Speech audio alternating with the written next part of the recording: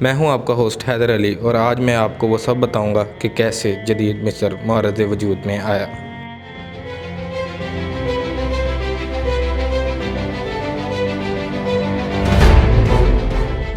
16ویں صدی سے مصر عثمانی ترکوں کے زیر قیادت چلا آ رہا تھا۔ 1799 میں اہل مغرب نے نپولین بوناپارٹ کے حملے کی شکل میں مصر کے معاملات میں پہلی مداخلت کی۔ 1808 میں اسے ایک البانوی جنرل محمد علی پاشا نے سلطان ترکی کے نام پر فتح کیا اور مصر کا خود مختار حاکم بن گیا۔ اس کے بعد موروثی طور پر اس کی حکومت اس کے بیٹے کو منتقل ہو گئی اور یوں مصر کی حکمرانی موروثی قرار پائی، مگر یہ عثمانی خلافت کے زیر اثر تھی۔ اسی دوران مصر میں فرانس اور برطانیہ کی ریشہ دوانیاں بڑھتی چلی گئیں۔ 19ویں صدی کے آخر میں مصری عوام نے مصر کے وزیر جنگ احمد عربی پاشا کی قیادت میں ترکی اور برطانیہ دونوں کے اقتدار کے خلاف علم بغاوت بلند کر دیا۔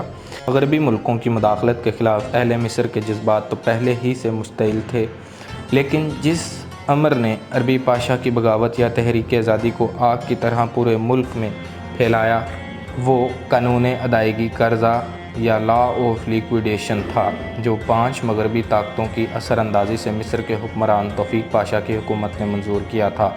اس قانون نے اہل مصر کو یہ باور کرا دیا تھا کہ اب یورپ کے سرمایہ کار مصر کی آزادی کو ہڑپ کیے بغیر نہیں رہیں گے۔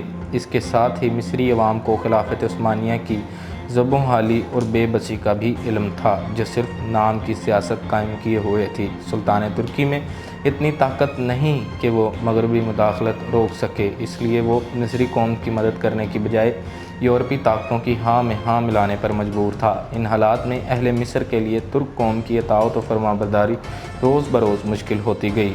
ادھر ترک بھی اپنی قوم پرستی کی وجہ سے عربوں اور مصریوں سے نالاں تھے۔ ان حالات میں 1882 میں مصریوں نے احمد عربی پاشا کی قیادت میں ترکی اور برطانوی دونوں حکومتوں کے خلاف علم بغاوت بلند کر دیا۔ یہ تحریک دراصل مصر کی پہلی تحریک قومیت تھی۔ عربی پاشا چونکہ وزیر جنگ تھے، اس لیے مصر کی پوری فوج ان کے ساتھ ہو گئی۔ اس موقع پر برطانیہ اور دیگر مغربی طاقتوں نے ترکی اور مصر کے حکمرانوں کو اس بغاوت کے کامیاب ہو جانے سے پیدا ہونے والے نتائج سے ڈرایا، تو انہوں نے پوری طاقت اس بغاوت اور تحریک کو کچلنے میں صرف کر دی۔ ادھر برطانیہ اپنی فوجوں سمیت مصری اور ترکی کی حکومتی فوجوں کے ساتھ احمد عربی پاشا کی فوجوں کے مد مقابل آ گیا۔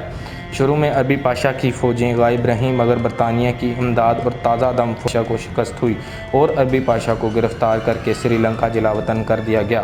معرکہ ذل الکبیر میں مصری فوجوں کی شکست کے بعد برطانیہ کو براہ راست مصر کے معاملات میں بالادستی حاصل ہو گئی، اور 1914 میں جنگ عظیم اول کے چھڑ جانے کے بعد تو برطانیہ کی طرف سے باقاعدہ اعلان کر دیا گیا کہ مصر کو شاہ برطانیہ کی حمایت میں لے لیا گیا ہے۔ اب مصر کو برطانیہ کا زیر حمایت علاقہ تصور کیا جائے گا۔ اس اعلان کے ساتھ ہی برطانیہ نے اس وقت کے خدیو مصر عباس ثانی کو معزول کر دیا اور اس کی جگہ حسین کامل کو سلطان کا لقب دے کر مصر کا حکمران بنا دیا۔ دراصل برطانیہ کو مصر میں اپنے مفادات کا تحفظ عزیز تھا، جو نہر سوئس سے وابستہ تھے۔ برطانیہ نے جنگ عظیم کے بعد اپنا حفاظتی معاہدہ ختم کر کے مصر کی آزادی تسلیم کر لی اور 15 مارچ 1922 کو مصر مکمل طور پر آزاد ہو گیا۔ سلطان احمد فواد پاشا فواد اول کے نام سے مصر کا پہلا بادشاہ بن گیا، اور سیاسی بحران کے بعد شاہ فواد اول نے آئینی ثروت پاشا کو وزیر اعظم مقرر کر دیا۔ 1936 میں شاہ فواد کا انتقال ہو گیا اور اس کا بیٹا شاہ فاروق کے لقب سے صرف 16 سال کی عمر میں تخت نشین ہو گیا۔ حکومت کے معاملات سے عدم دلچسپی کی بنیاد پر وہ جلد ہی عیش و عشرت میں مبتلا ہو گیا۔ اسی دوران جنگ عظیم دوم چھڑ گئی اور اٹلی اور جرمنی نے نہر سوئس پر قبضہ کرنے کے لیے مصر پر حملہ کر دیا۔ اتحادیوں نے جرمنوں کو مصر میں پیش قدمی کرنے سے روک دیا، مگر مصر نے براہ راست جرمنی کے خلاف اعلان جنگ نہیں کیا۔ اس کی وجہ یہ تھی کہ مصر انگریزوں سے متنفر تھے۔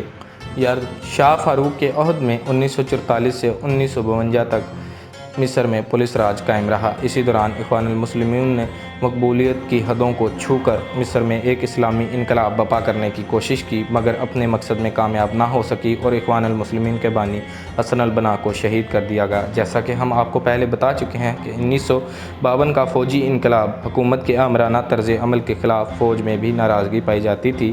23 جولائی 1952 کو 11 فوجی افسروں کی قائم کردہ ایک خفیہ تنظیم نے ملک میں انقلاب برپا کر کے شاہ فاروق کو معزول کر دیا اور بعد ازاں وہ جلاوطن کر دیے گئے۔ اس انقلاب کی قیادت میجر جنرل محمد نجیب اور کرنل جمال عبد الناصر نے کی تھی۔ انقلاب کے بعد ملک کے آئین کو معطل کر دیا گیا اور عبوری طور پر ملک کا نظم و نسق چلانے کے لیے ایک انقلابی کمانڈ کونسل قائم کر دی گئی۔ اس کونسل نے پہلے شاہ فاروق کے شیر خوار بچے کو احمد فواد دوم کے نام سے تخت نشین کیا، مگر پھر 7 ستمبر کو بادشاہت کا خاتمہ کر دیا گیا اور نئے کمانڈر ان چیف وزیر اعظم مقرر کر دیے گئے جو جنرل نجیب تھے۔ 18 جون 1953 کو ملک کو جمہوریہ قرار دے دیا گیا اور جنرل نجیب ملک کے صدر بن گئے۔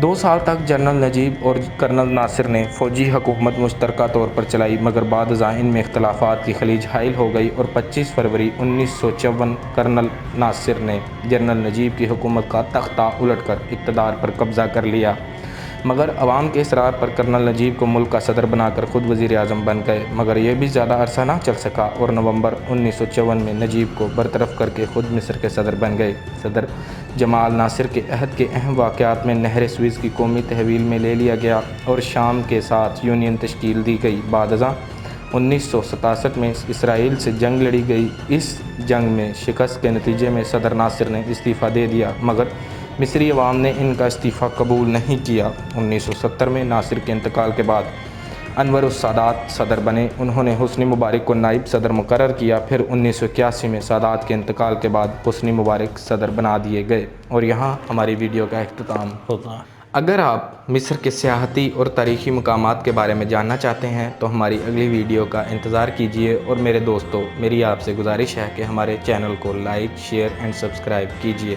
تب تک کے لیے خدا نگہبان۔